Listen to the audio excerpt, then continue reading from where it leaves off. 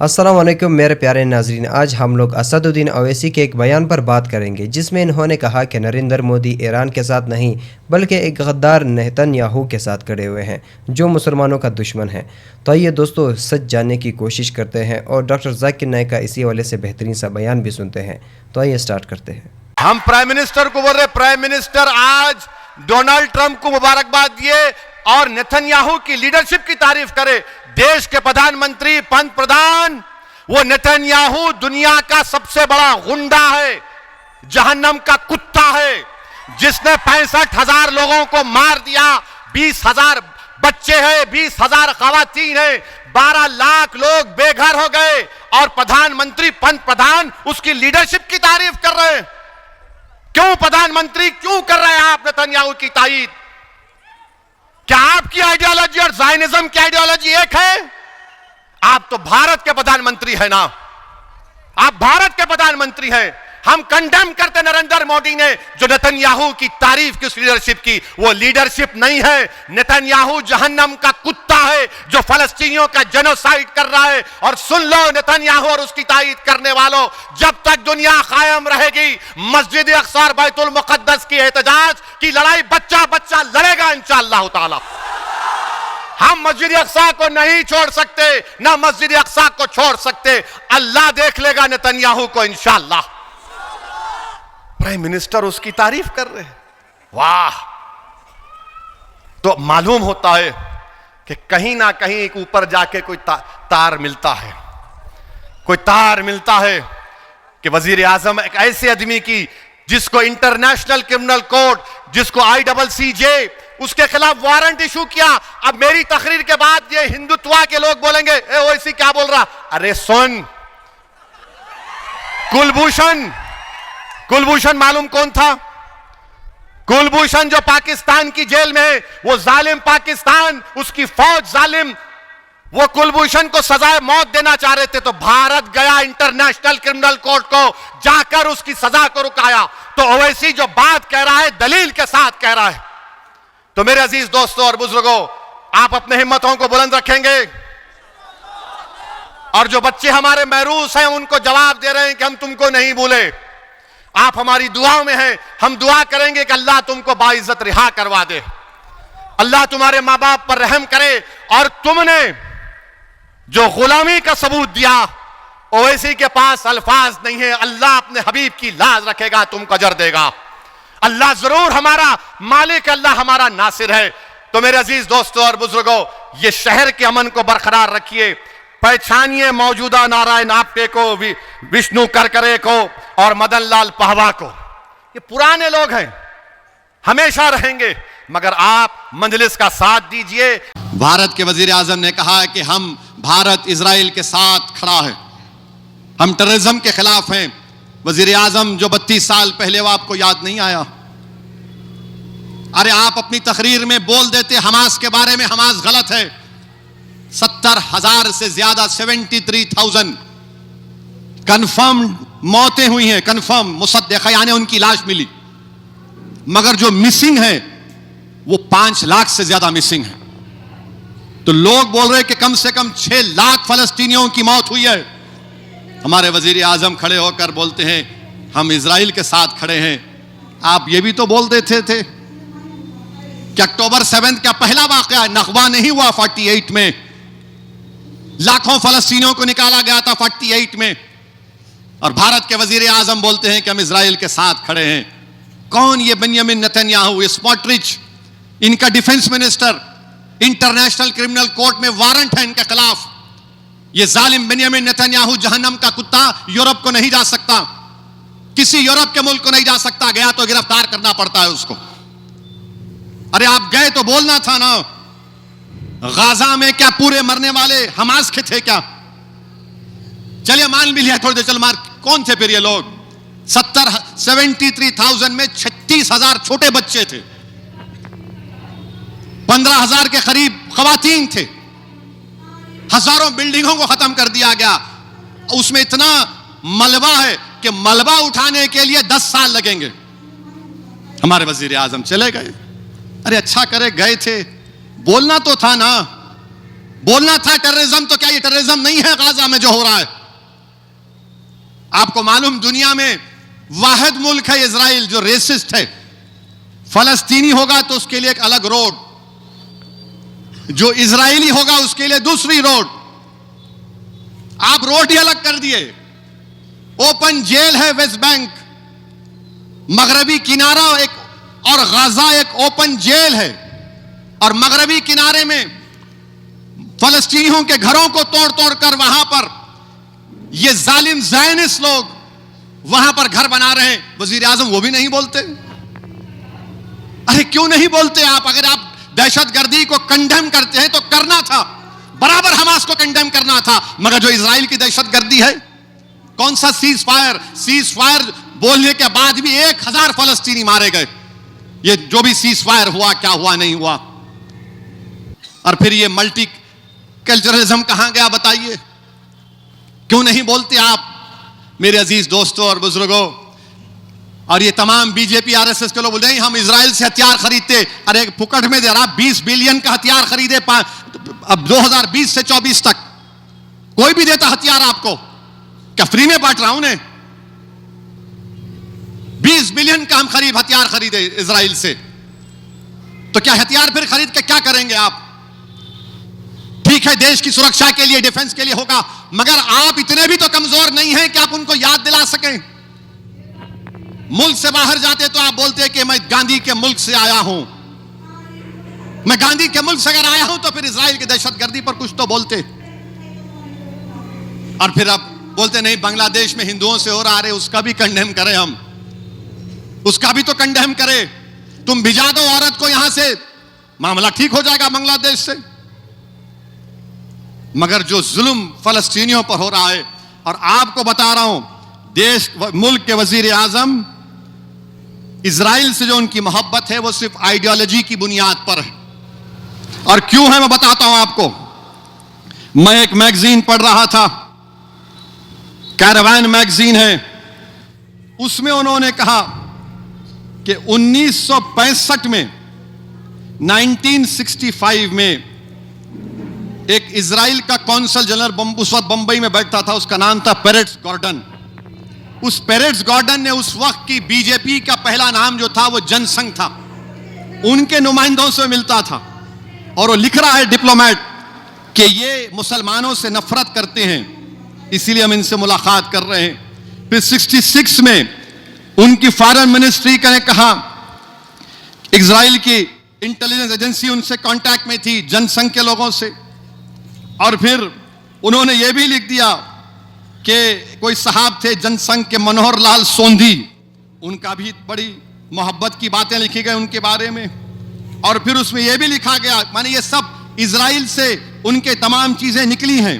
वो डॉक्यूमेंट्स में कहा गया कि इजराइल का जो कॉन्सुलेट जनरल था वो जनसंघ के एमपीज को बोला कि पार्लियामेंट में आप सवाल उठाओ ताकि आप उस वक्त की हुकूमत को एम्बैरस कर सकें। और सुनिए, 31 दिसंबर 1973 को बंबई के इजरायली कॉन्सुलेट से कौन मिलता है? नाथूराम गोडसे का भाई गोपाल गोडसे मिलता है। और वो खुलकर बोल रहा है कि मुसलमानों से मैं नफरत करता हूं। और वो बोलता है कि क्या इजरायली एम्बेसी या कॉन्सुलेट मुझे मदद कर सकती है? मैं प्रिंट करना चाह रहा हूं, ये नफरत के पैगाम को प्रिंट करना चाह रहा हूं। तो ये पुराना रिश्ता है इन लोगों का, बहुत पुराना रिश्ता है। ये मुल्क के मफाद में है कि हमको बता दो आप कौन क्या कैसे मुल्क के मफाद में है? पूरा ग्लोबल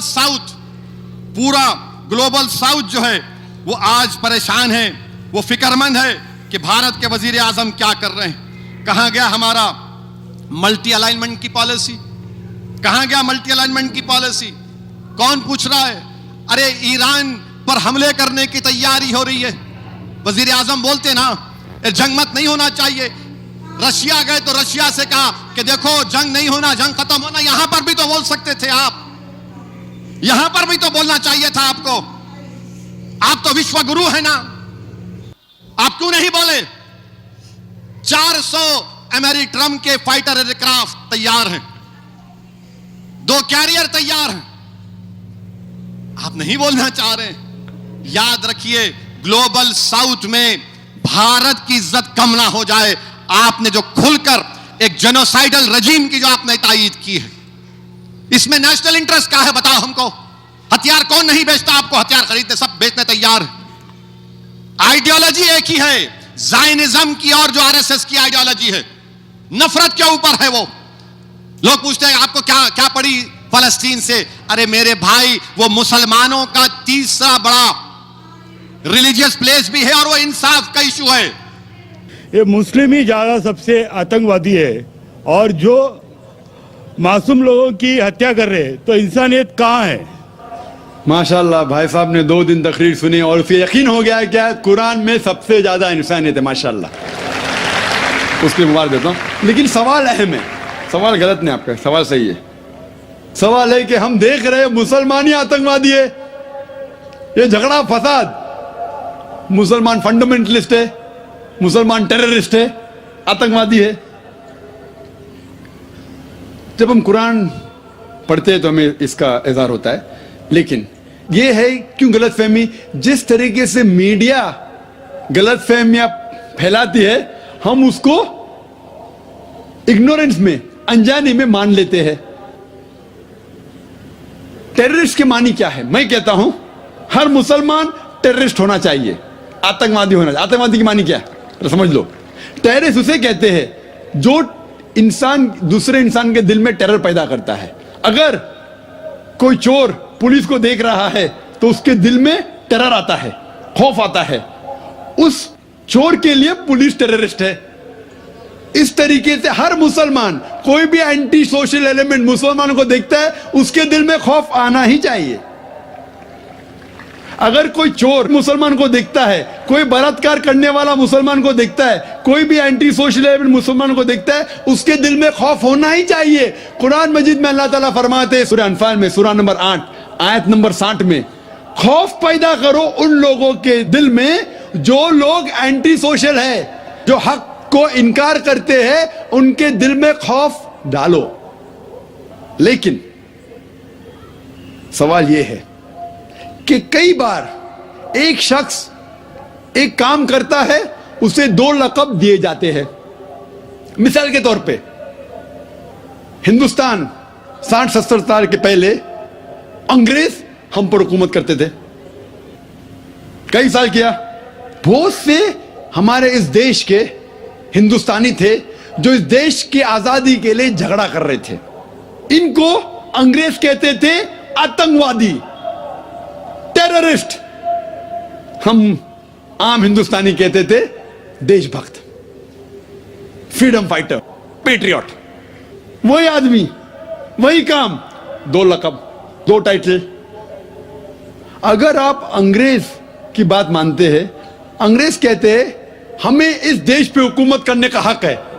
अगर उनको हक है तो ये लोग को हम टेररिस्ट बिल्कुल सही कहेंगे। लेकिन आम हिंदुस्तानी कहता है ये अंग्रेज तो तिजारत करने आए थे, इनको हम पे हुकूमत करने का क्या हक है? तो हम कहेंगे ये लोग हैं देशभक्त, फ्रीडम फाइटर्स, पेट्रियट्स। सेम आदमी, सेम काम, 2 लक़ब। वही आदमी, वही काम, 2 लक़ब। अगर आप अंग्रेज की बात को मानते हैं कि अंग्रेज को हक है इस देश पे हुकूमत करने का, हम मानेंगे कि वो आतंकवादी है, चाहे वो भगत सिंह हो या। लेकिन आम हिंदुस्तानी कहेंगे नहीं, ये तो देशभक्त है। तो आप किसके नजरिए से देखते हैं चीज को, फिर आप फैसला करेंगे वो आतंकवादी है कि देशभक्त। आपके हिसाब से भगत सिंह देशभक्त था क्या आतंकवादी था? सतीश भाई, देशभक्त। देशभक्त, आतंकवादी नहीं था ना? था के भगत सिंह देशभक्त था क्या आतंकवादी था? देशभक्त, देशभक्त। हाँ, मैं भी समझता हूं देशभक्त था। हम अंग्रेज की बात को नहीं मानते। तो जब अंग्रेज टेलीविजन पे कहते हैं, CNN, BBC पे, कि मुसलमान आतंकवादी, आप क्यों मानते? सवाल वो नहीं है। मेरा जो सवाल था, आता हूं, मेरा पूरा जवाब मुकम्मल नहीं हुआ। जवाब मुकम्मल होगा फिर आपको मौका दूंगा मैं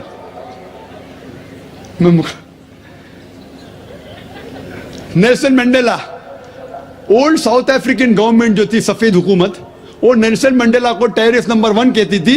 उसे अरेस्ट करके रॉबिन आइलैंड में 25 साल के लिए कैद कर दी, टेररिस्ट नंबर 1। जब नई हुकूमत आती है उसे छोड़ देती है, उसे प्रेसिडेंट बनाती है, टेररिस्ट बन जाता है प्रेसिडेंट।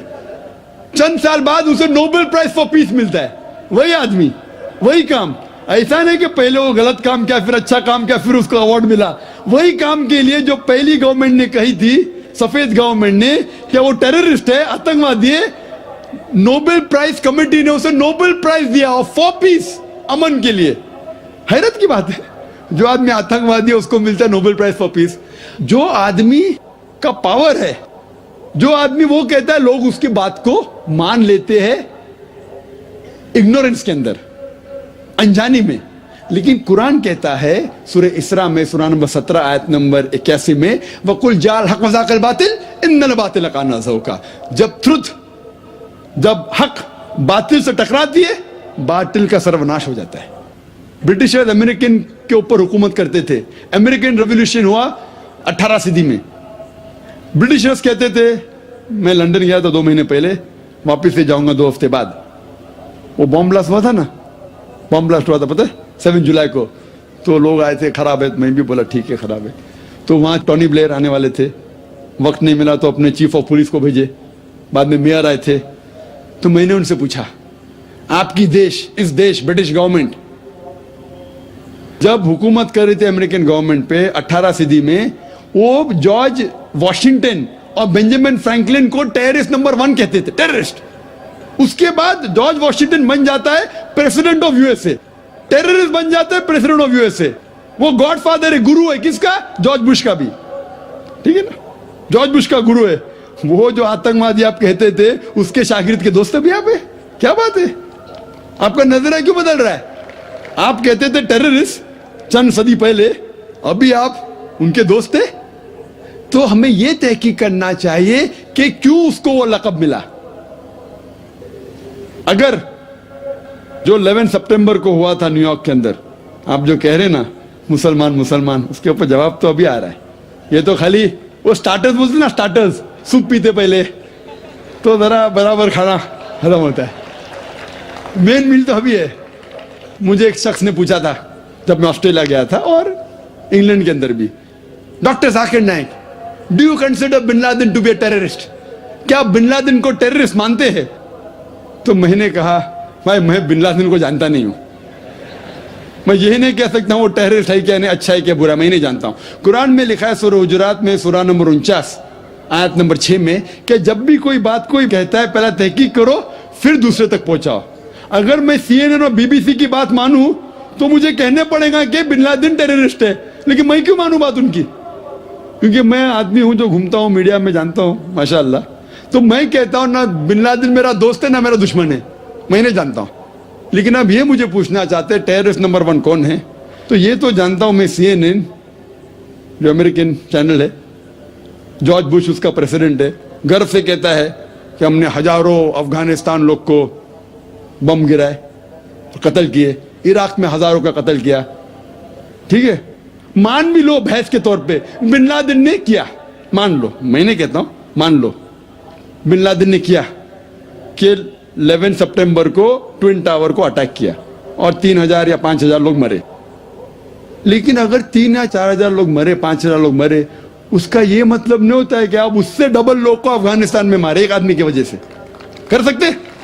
अरे बिन लादेन को पकड़ के मारो ना, अगर मानना है तो। अगर उसने किया, सबूत है तो सबूत पूछते अफगानिस्तान गवर्नमेंट ने, मर्दे कि सबूत क्या है, वो सबूत देता टोनी ब्लेयर को। है सबूत पूछ रहा अफगानिस्तान कि आप मुझे सबूत दो, सबूत क्या है तो हम उस पर तहकीक करेंगे, सजा देंगे उसको। वो सबूत देते मुशर्रफ को। पूछ रहा है आपका, किधर का इंसाफ है ये? किधर का इंसाफ है? प्लेन भेजते हजारों लोग का कत्ल किए अफगानिस्तान में, इराक में। मैंने कहा यूके में, ऑस्ट्रेलिया में, यहां भी अगर टेररिस्ट नंबर 1 है तो जॉर्ज बुश है।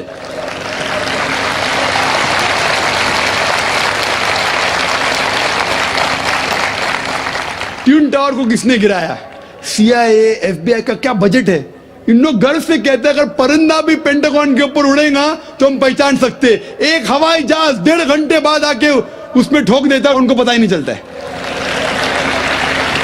बहुत से अमेरिकन लोग, मुस्लिम लोग छोड़ो, क्या कहते, अमेरिकन लोग, क्रिश्चियन लोग कहते क्या ये इनसाइड जॉब था, अंदर की बात थी, ये अंदर की बात। जिस तरीके से ट्विन टावर गिरा वो प्लेन के जरिए गिर ही नहीं सकता है।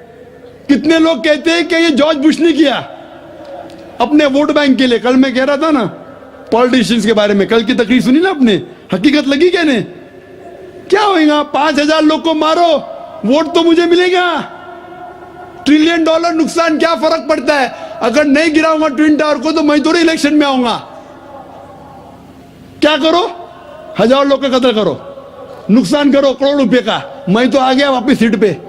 ये महीने कह रहा हूं, ये महीने कह रहा हूं, ये अमेरिकन लोग कह रहे तो गलत है। महीने कह रहा हूं कि जॉर्ज बुश ने गिराया। मैं जानता ना, मैंने तहकीक थोड़ी की, मैं कह रहा हूं कि बाकी लोग क्या कह रहे।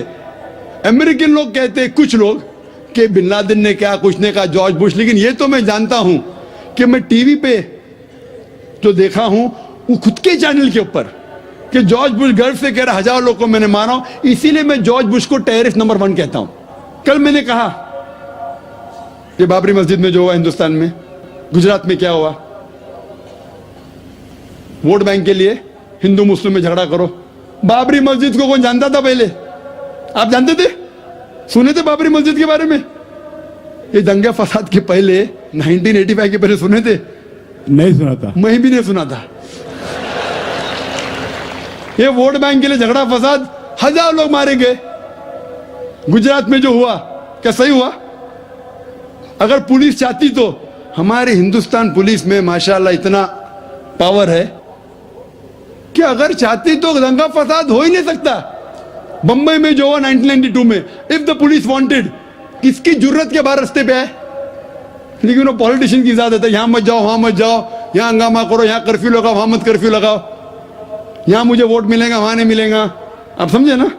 तो ज्यादातर चाहे इंग्लैंड में हो या अमेरिका में हो या हिंदुस्तान में हो, कोई भी पॉलिटिशियन हो, तो पॉलिटिशियन की हरकतों की वजह से, जैसा मैं कल कहा, तो लेबल लग गया अभी मुस्लिम लोग पे टेररिस्ट। अगर आप जानते गुजरात में कितने लोग के मां का अपने आंख के सामने बलात्कार हुआ, बलात्कार करने वाला पड़ोसी है,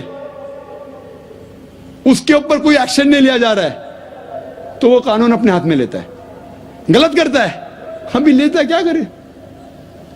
सब समझ रहे? तो हमें यही जानना चाहिए इस आतंकवाद की जड़ क्या है। तो हमें जड़ पे जाना चाहिए और जड़ को खत्म करना चाहिए। अगर हम एक हो जाएंगे, अपनी किताब एक खुदा में माने, सिर्फ खुदा से डरे, जो खुदा की बात मानता उसको वोट दे, ना कि दंगे फसाद करे। अब समझ रहे? तो इंशाअल्लाह अमन होगा। और आप देखेंगे इसके बावजूद, इतना होने के बावजूद, अमेरिका में एक न्यूज है कि 9 महीने बाद 11 सितंबर के बाद 34,000 अमेरिकन ने इस्लाम कबूल किया। क्यों? जितना मीडिया इस्लाम के खिलाफ बात कर रही है उतना ही इस्लाम फैल रहा है। मैं जब तकरीर करने जाता था 11 सितंबर के पहले अमेरिका में, मजमा होता था माशाअल्लाह हजारों लोग का, ये अमेरिकन बहुत कम आते थे। अभी जाता हूं तो बड़ी तादाद है। ये जानना चाहते क्या इस्लाम में? आप भी आ जाए, शायद 11 सितंबर के पहले नहीं आते थे, बराबर कि नहीं? आप जानना चाहते क्या मजहब है ये आतंकवादी मजहब, मैं भी तो देखूं, आके मुतासिर हो गए क्या नहीं? अल्हम्दुलिल्लाह। डंके की चोट पे कहता हूं, मैं क्यों डरूं किससे? क्योंकि अल्लाह ताला फरमाते हैं सूरह इमरान में, सूरह नंबर 3 आयत नंबर 54 में, मकरुम मकरल्लाह वल्लाहु खैरुल माकिरीन। उनने प्लान किया, प्लानिंग की, अल्लाह ने भी प्लानिंग की। सबसे बेहतरीन प्लानर अल्लाह है। ये वेस्टर्नर्स प्लानिंग कर रहे कि इस्लाम को दबाने को, इस्लाम और बढ़ रहा है और फैल रहा है। जितने दबाने की कोशिश कर रहे हैं फैल रहा है। मीडिया कहती है कि इस्लाम में खवातीन के हुकूक नहीं है। 2/3 ऑफ द पीपल एक्सेप्टिंग इस्लाम, 66% के ऊपर जो लोग इस्लाम कबूल कर रहे हैं अमेरिका और यूरोप में, वो वुमेन है, औरतें। अगर औरतें को हुकूक हक नहीं मिलते इस्लाम में, तो ये अमेरिकन औरतें इस्लाम क्यों कबूल कर रहे, यूरोपियन औरतें क्यों कबूल कर रहे? क्योंकि इनको इस्लाम में जितने खराबी दुनिया में है उसका हल मिल रहा है। योन रेडली थी एक ब्रिटिश रिपोर्टर जो अफगानिस्तान में गई थी रिपोर्ट करने के लिए तालिबान के वक्त। जिस तरीके से सलूक किया तालिबान ने उनके साथ, मैं तालिबान का दोस्त नहीं हूं भाई, तो आप बोलेंगे तालिबान का एजेंट आ गया। मैं ना बिन लादेन को जानता हूं ना कोई तालिबान को जानता हूं, हक की बात कहता हूं, डरता नहीं हूं। अगर ब्रिटिशर्स ने कहा कि भगत सिंह टेररिस्ट है, मैं उनके खिलाफ हूं, डरता नहीं हूं। तो युआन रेडली ने इस्लाम कबूल किया, बाद में गई थी खिलाफ लिखने के लिए, मुतासिर हो गई, मुस्लिम बन गई। तो इसीलिए हमें हक की तहकीक करना चाहिए और हमें जो लोग हक के खिलाफ है उनके साथ जंग करना चाहिए, तभी इस दुनिया में अमन होगा। मेरा सवाल है कि अगर एक मुस्लिम लड़का और एक हिंदू लड़की शादी करे और अगर ऐसा हो कि वो मुस्लिम लड़का हिंदू लड़की के घर में नमाज पढ़े और वो हिंदू लड़की उसके घर में जाकर पूजा भी करे, तो ये क्या जायज़ है या नाजायज़ है?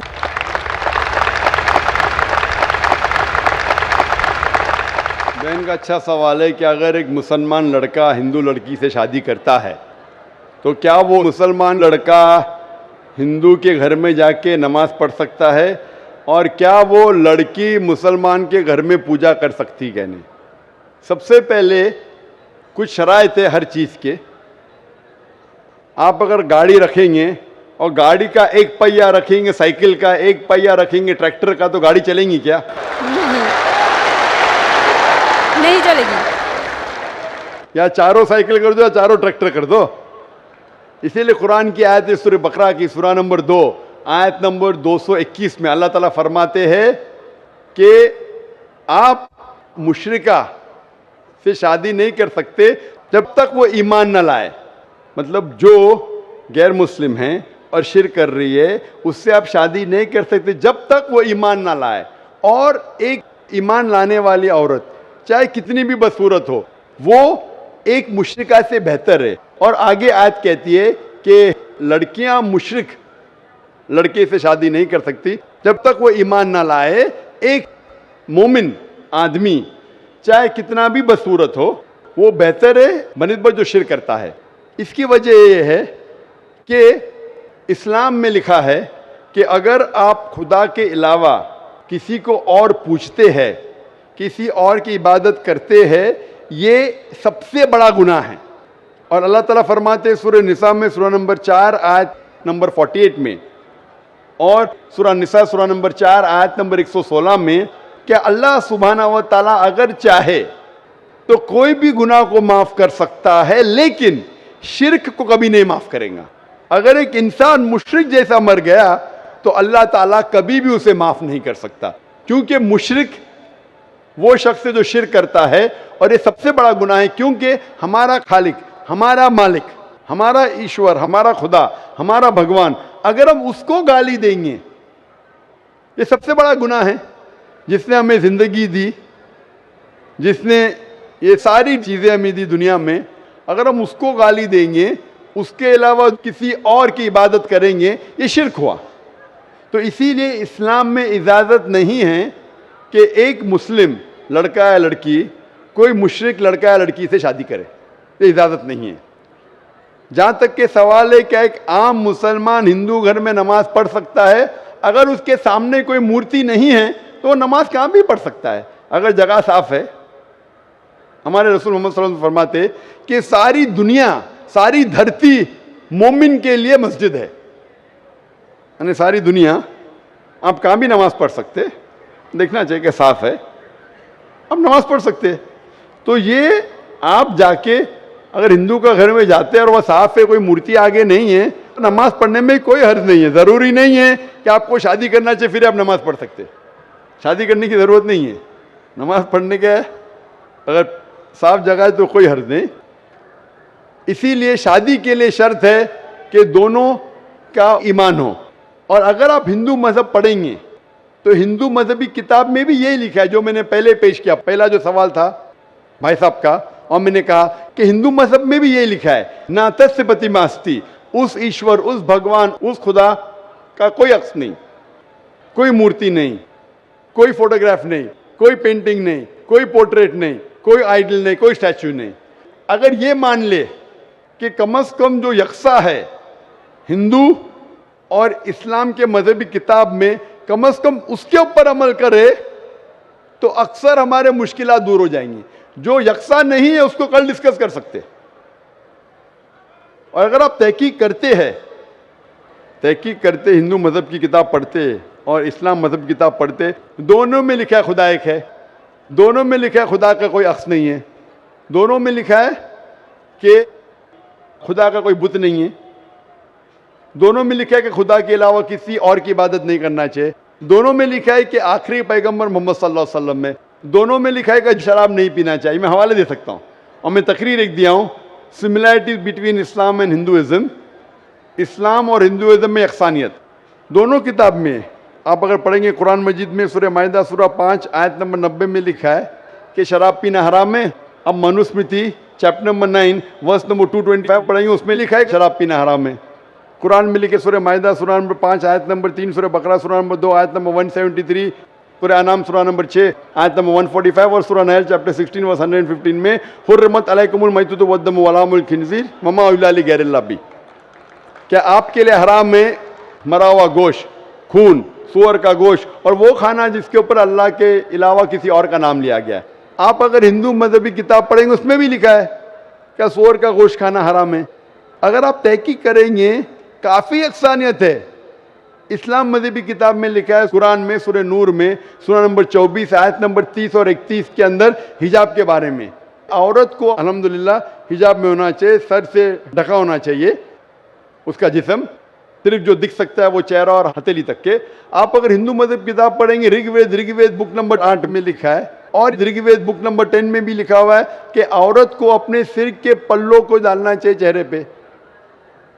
ऋग्वेद में भी लिखा है कि जब मर्द को देखे तो नजर नीचे करना चाहिए। ये कुरान मजीद में लिखा है सूरह नूर सूरह नंबर 24 आयत नंबर 30 और 31 कि जब भी कोई खातून मर्द को देखती है जो उसका शौहर या करीब रिश्तेदार नहीं है, और जब भी कोई मर्द कोई औरत को देखता है और करीब रिश्तेदार नहीं है तो उसे नजर नीचे करना चाहिए। तो इस तरीके से आप तहकीक करेंगे, जो यकसानियत है उसके ऊपर तो अमल करो। तो यकसानियत हिंदू और इस्लाम मज़हब में जो मजहबी किताब में लिखा है, लेकिन अफसोस की बात है कि मज़हब के ठेकेदार ये चीज़ का जिक्र ही नहीं करते। क्यों? इसीलिए मैं हवाले देता हूँ। मैं कोई आलिम नहीं हूँ, मैं कोई पंडित नहीं हूँ, मैं अपने आप को तालिब इल्म कहता हूँ, लेकिन मैं हमेशा हवाला देता हूँ। तो किसी को भी शक है, किसी को भी शुबा है तो घर पे जाके चेक कर सकता है, या इंटरनेट पे जाइए, आप टाइप करो, वेद भी इंटरनेट के ऊपर है, कुरान भी इंटरनेट के ऊपर है, टाइप करो, रेफरेंस टाइप करो, आपको हवाला मिल जाएगा। तो इसीलिए गाड़ी चलने के लिए दोनों का जो रूल्स एंड रेगुलेशन है वही होना चाहिए, इसीलिए दोनों लोग मोमिन होना ज़रूरी है। तो नाज़रीन, ये थी हमारी आज की वीडियो असदुद्दीन अवैसी की बातें तो आप लोगों ने सुन लिया और डॉक्टर जाकिर नाइक का खूबसूरत सा बयान भी आप लोगों ने सुन लिया। दोस्तों, असदुद्दीन अवैसी ने कहा कि नरेंद्र मोदी ईरान के साथ नहीं बल्कि एक गद्दार नेतन्याहू के साथ खड़े हैं जो मुसलमानों का बड़ा दुश्मन है, यानी नरेंद्र मोदी मुसलमानों के दुश्मन के साथ खड़ा है। तो दोस्तों, आप भी अपने कीमती राय का इजहार कमेंट सेक्शन में ज़रूर कीजिए। दोस्तों, आपको क्या लगता है कमेंट सेक्शन में ज़रूर बताइएगा। तो दोस्तों, वीडियो कैसी लगी, वीडियो को लाइक और चैनल को सब्सक्राइब करना बिल्कुल ना भूलिए। और अगर आपका भी कोई सवाल है आप भी कमेंट सेक्शन में पूछ सकते हैं, आपको भी ज़रूर रिप्लाई मिलेगा। तो दोस्तों, इस तरह मज़ीद वीडियो देखने के लिए सब्सक्राइब तो बनता है। तो मिलते हैं नेक्स्ट वीडियो में, तब तक के लिए अल्लाह हाफिज़।